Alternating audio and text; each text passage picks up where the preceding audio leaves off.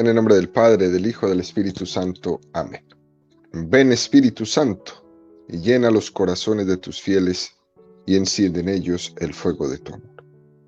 Envía tu Espíritu Creador, y se renovará la faz de la tierra.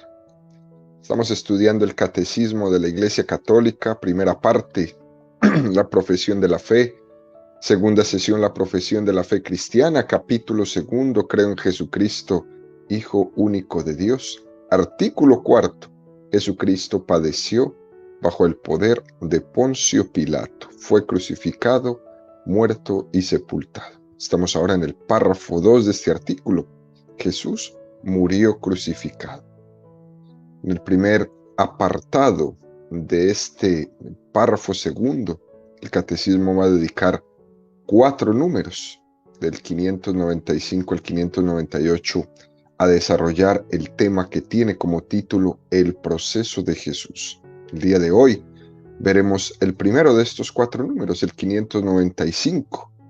Vamos a tocar el tema de las divisiones de las autoridades judías respecto a Jesús.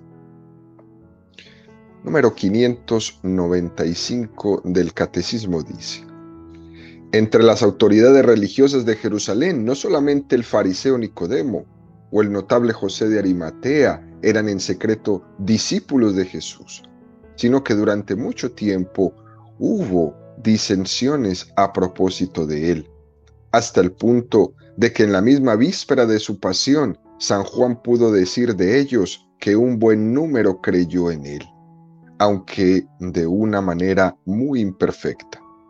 Eso no tiene nada de extraño si se considera que el día siguiente de Pentecostés, multitud de sacerdotes iban aceptando la fe, y que algunos de la secta de los fariseos habían abrazado la fe, hasta el punto de que Santiago pudo decir a San Pablo que miles y miles de judíos han abrazado la fe y todos son celosos partidarios de la ley.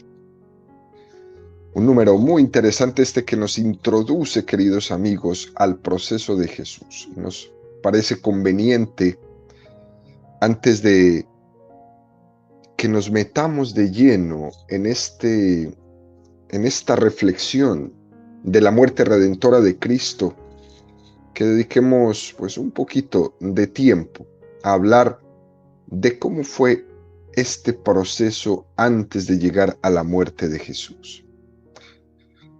Hoy vamos a hablar de cómo fue ese proceso religioso. Los escrituristas distinguen, ¿no?, 2 procesos, 2 momentos importantes en la pasión de Jesucristo.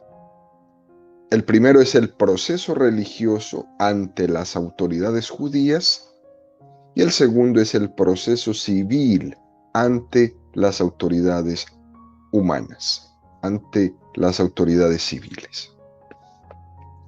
Jesús es prendido en Getsemaní.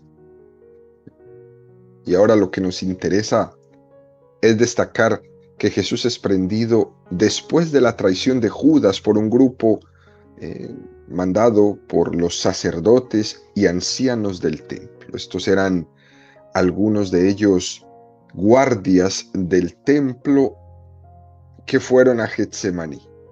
Incluso el Evangelio de San Juan añade un detalle más y dice que estos guardias del templo estaban acompañados por algunos de la corte de los romanos. Es decir, que fueron los romanos también, aunque no necesariamente en primera fila, a prender a Jesús, pero estaban ahí, quizás como testigos o en todo caso como una garantía por si hubiese alguna resistencia al prendimiento de Jesús. Este prendimiento de Jesucristo forma parte del proceso religioso porque son los sumos sacerdotes ante los que Judas ha hecho esa traición, los 30 denarios. Y son ellos los que van a prender, a detener a Jesús. Fíjense, queridos amigos, según los economistas, ellos dicen que la Biblia narra que Judas entregó a Jesús por 30 monedas de plata, con un beso en la mejilla, ¿no? ¿Cuánto dinero serían 30 monedas de plata hoy, hablando hoy día? Y entonces, lo primero que debemos saber es cuál es la moneda de la que estamos hablando, porque en ese momento existían 4 monedas posibles. No sabemos cuál de las 4 sería, ¿no? La primera era el siclo, la segunda era el estatero, el tercero era el tetradracma y el cuarto era el denario romano. El siclo era una moneda que depende de la época pesaba entre 9 y 17 gramos de plata, lo que a precios de hoy sería más o menos cada moneda 5 a 9 dólares cada una, ¿no? El estatero, que en griego significa peso, como el nuestro, como los pesos colombianos, por ejemplo, también era una moneda de aproximadamente 17 gramos de plata, con la cual también habría valido entre 5 y 9 dólares de hoy en día.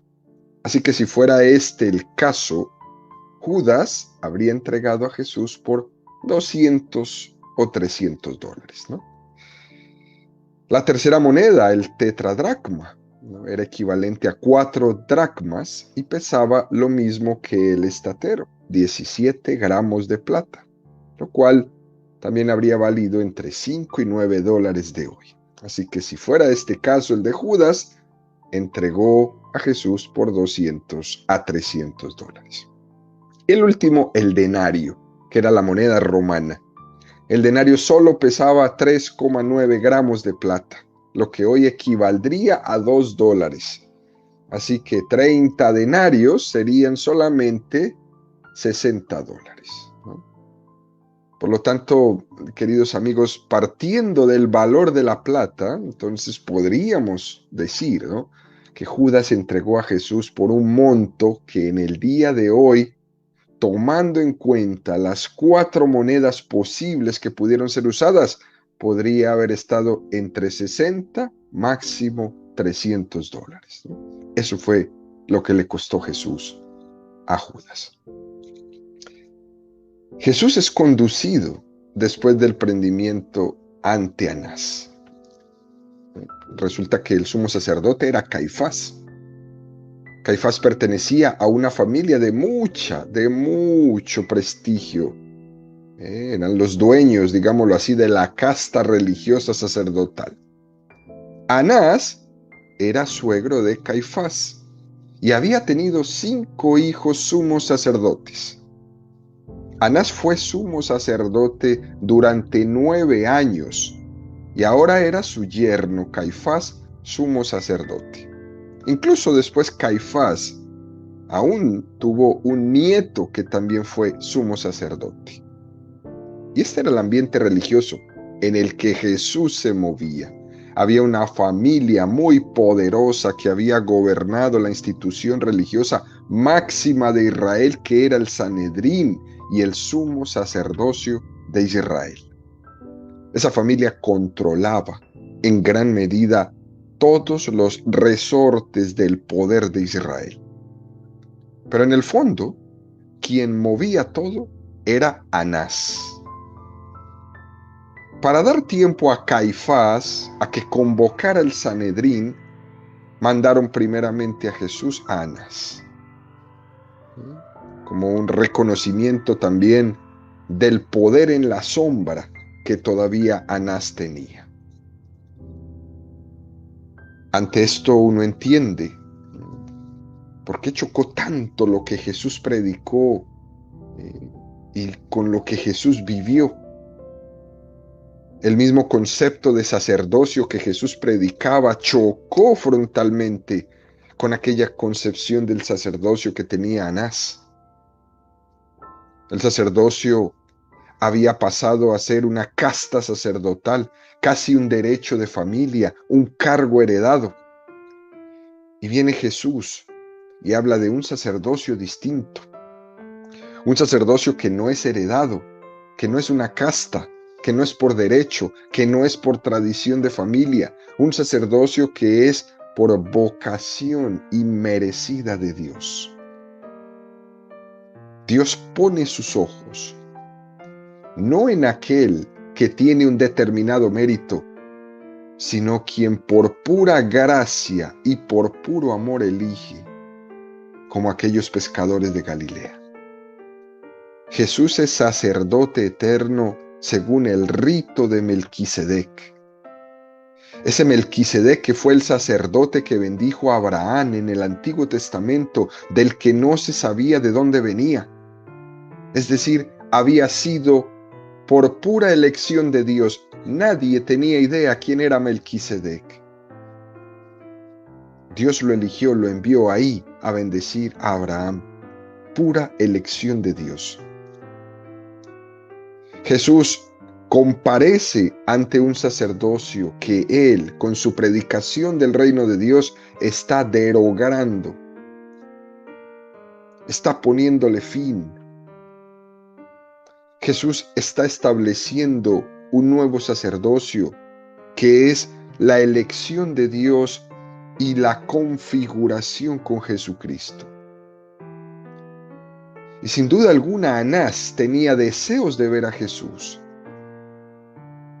Y sin duda habría hablado de esta situación muchas veces con su yerno Caifás. Tras la resurrección de Lázaro, el tema de Jesús era bastante preocupante para ellos. Dicen los escrituristas que el milagro que más aturdió a Anás y a Caifás fue la resurrección de Lázaro. Que este milagro de la resurrección de Lázaro fue lo que desencadenó la decisión de acabar con Jesús.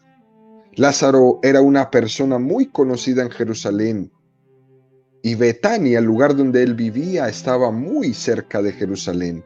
Al entierro de Lázaro habían acudido muchas personas de Jerusalén. Y el Evangelio nos dice que después de la resurrección de Lázaro, se reunió el consejo de los sumos sacerdotes y fariseos y habían decidido acabar con Jesús. Es pues la resurrección de Lázaro, queridos amigos, el detonante. Juan 11, 45, 53. Muchos de los judíos que habían venido a casa de María, viendo lo que había hecho, creyeron en él. Pero algunos de ellos fueron donde los fariseos y les contaron lo que había hecho Jesús. Entonces los sumos sacerdotes y los fariseos convocaron consejo y decían: ¿qué hacemos? Porque este hombre realiza muchas señales. Si le dejamos que siga así, todos creerán en él, y vendrán los romanos y destruirán nuestro lugar santo y nuestra nación. Pero uno de ellos, Caifás, que era el sumo sacerdote de aquel año, les dijo: vosotros no sabéis nada, ni caéis en la cuenta que os conviene que muera uno solo por el pueblo y no perezca toda la nación. Esto no lo dijo por su propia cuenta, sino que, como era sumo sacerdote aquel año, profetizó que Jesús iba a morir por la nación, y no solo por la nación, sino también para reunir en uno a los hijos de Dios que estaban dispersos. Desde este día decidieron darle muerte. Esto introduce el proceso religioso de Jesús. Caifás seguía una supuesta sabiduría de su suegro Anás cuando dice: conviene que muera uno solo por el pueblo y no perezca toda la nación. Él pensaba: vamos a quitarnos este lío de encima, justificándose en el bien de su pueblo, a costa de cometer una injusticia. Caifás se justificaba con la aparente astucia de hacer una propuesta para liberar a Israel de la destrucción de los romanos. Pero finalmente Roma destruye a Jerusalén en el año 70. Y esto nos lleva, queridos amigos, a hacer una lectura muy interesante en nuestra vida, de siempre afirmar que el fin no justifica los medios. Pero además, cuando el medio es malo, ni siquiera cumple el fin.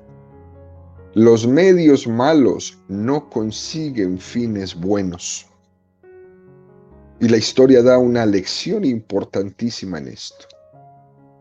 A Caifás, en el fondo, no le movía el bien del pueblo, sino las envidias, los celos.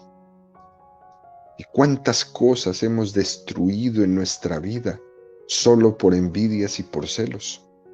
¿Cuántos grupos, ministerios, movimientos en nuestras parroquias, en nuestras diócesis se han destruido solo por envidias, por celos? ¿Cuántos buenos hombres y mujeres de gran fe han destruido en su cara otros que son envidiosos y celosos? ¿Cuántos? Caifás no fue el único. En cualquier caso, queridos amigos, los evangelios hacen referencia a que esas palabras, conviene que muera uno solo por el pueblo, había también un sentido sobrenatural en ellas. Había una profecía en esas palabras de Caifás, aunque él no lo sabía. El sentido profético redentor.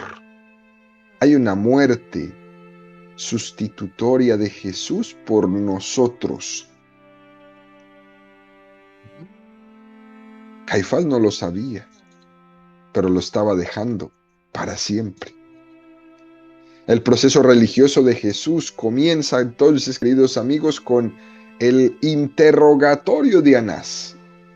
Él le pregunta sobre sus discípulos y sus enseñanzas.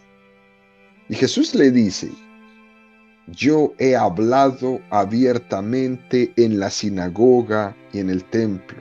¿Por qué me preguntas? Pregunta a los que me han oído.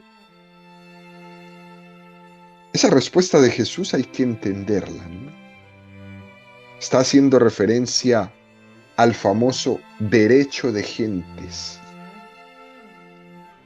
El derecho de gentes consistía en que un acusado no daba testimonio de sí mismo. Tenían que ser otros que dieran testimonio de él. Para que alguien fuera condenado tenía que ser con el testimonio de otras personas.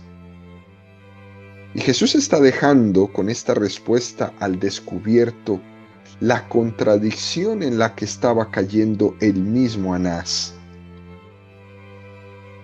Hay una sesión nocturna del Sanedrín que es convocada a toda prisa. Lógicamente, esta reunión no fue fácil hacerla, porque el Sanedrín contaba con 70 miembros y era imposible juntarlos a todos en un segundo. La convocatoria, por tanto, del Sanedrín en esa noche fue irregular. Y es muy importante esto.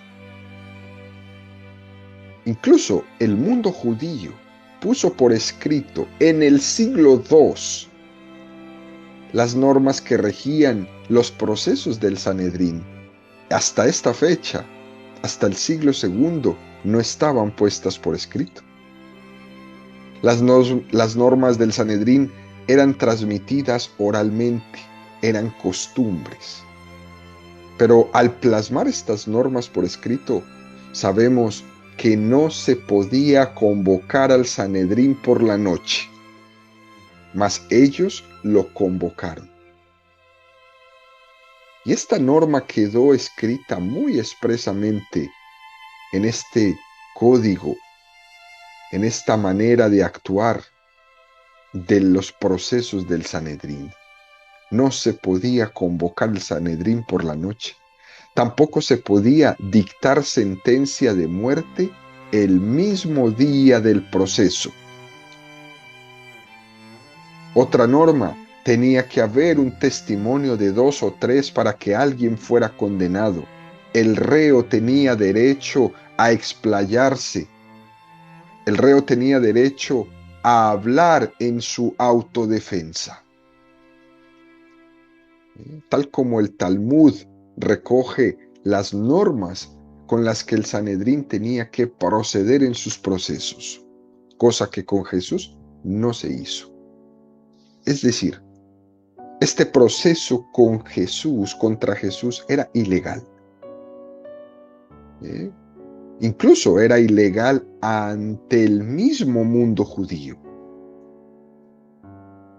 Curiosamente, a aquellos a los que Jesús les había acusado de guardar un legalismo extremo en pequeñas normas y rituales de purificación, de comidas, se saltan las normas principales que son la defensa del derecho del indefenso, así como hoy día.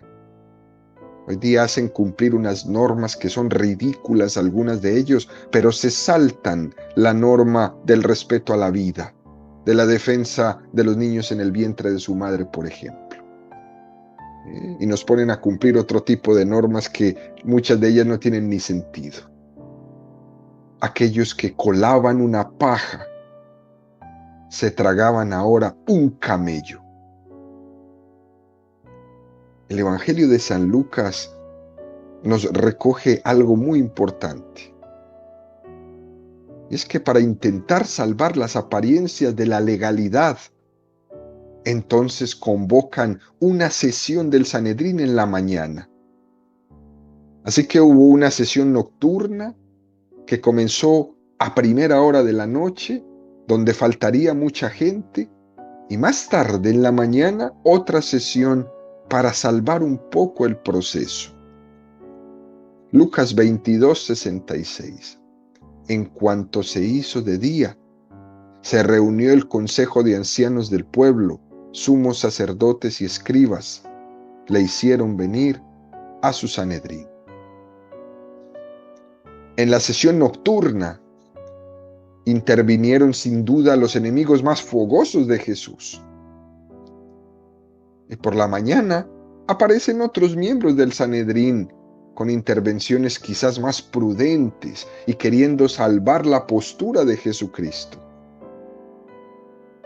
El caso es que los testimonios no concordaban. Marcos 14, 55-58.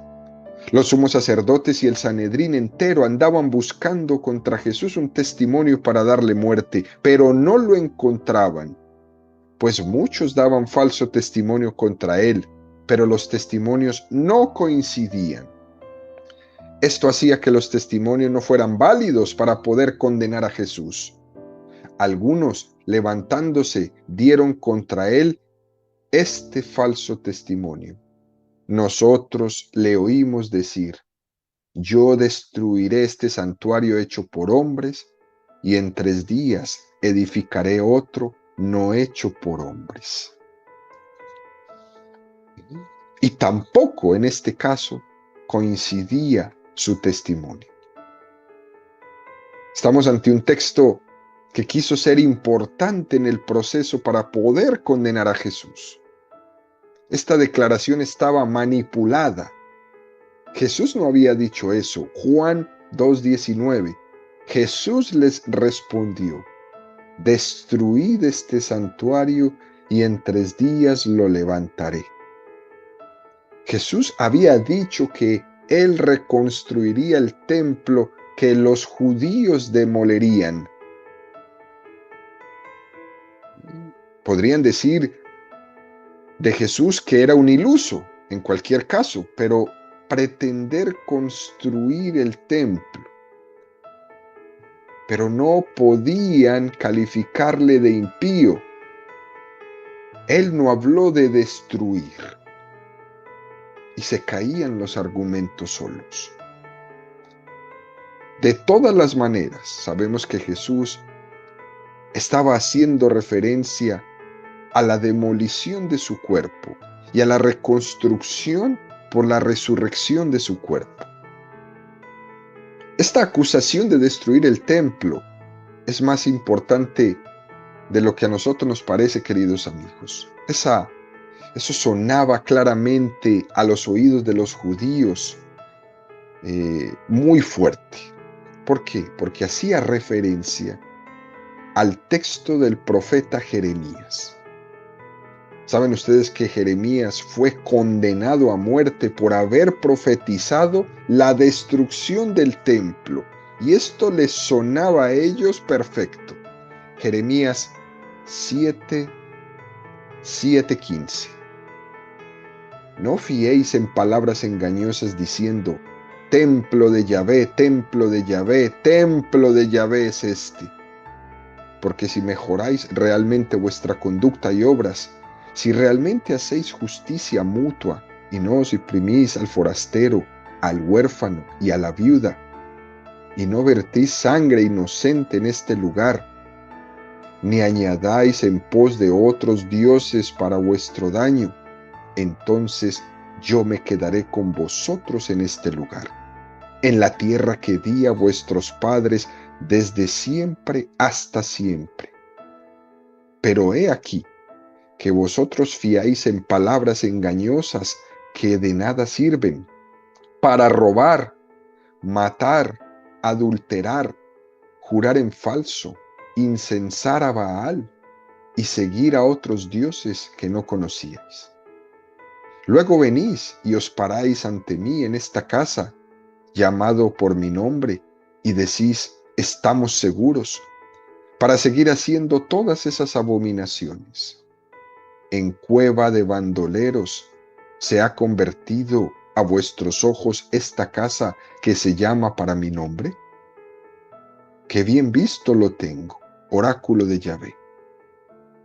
Pues andad ahora a mi lugar de Silo, donde aposenté mi nombre antiguamente, y ved lo que hice con él ante la maldad de mi pueblo Israel.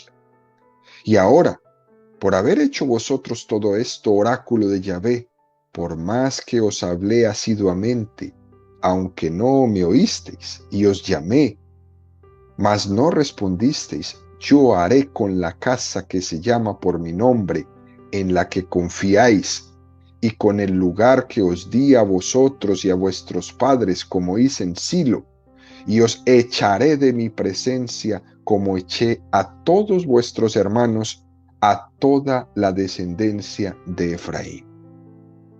Y después continúa en Jeremías 26:6.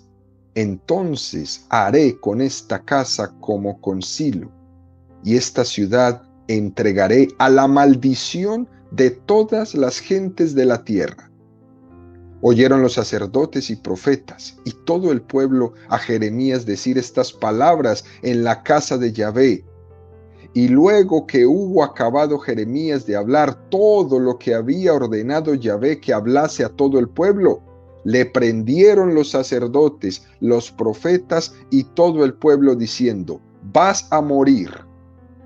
¿Por qué has profetizado en nombre de Yahvé diciendo, como Silo quedará esta casa y esta ciudad será arrasada sin quedar habitante?